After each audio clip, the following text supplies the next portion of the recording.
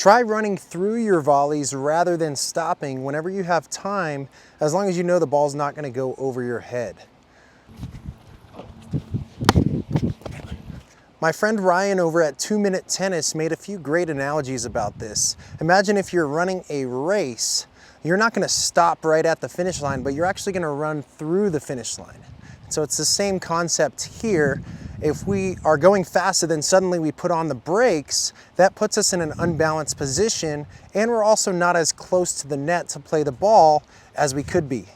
Another analogy that he made is, imagine you're sitting in a car in the passenger seat and you're asleep, and the driver is going pretty steady. So he's going fast and then he's slowing down, but he's never jerking the gas or the brake. But then all of a sudden, imagine that the driver slams on the brakes.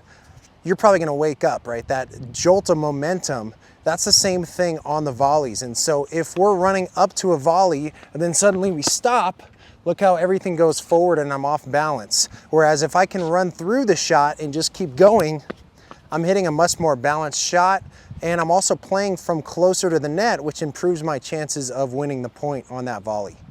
Let's look at a few examples of what I mean by running through your volley rather than stopping before you hit when you have time.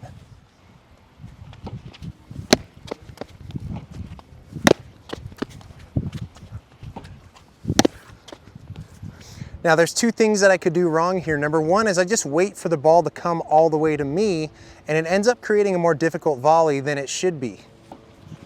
See how I have to bend down so low to get that? I'm not able to play an offensive shot when I wait for it if it's not that fast of a ball. And then the second thing that I could do wrong is run and then slam on the brakes rather than moving through it. See how I almost fell over trying to play that shot because I ended up off balance because I stopped to hit the ball.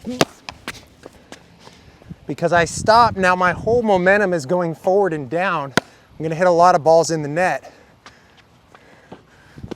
when I do that versus when I run through the shot.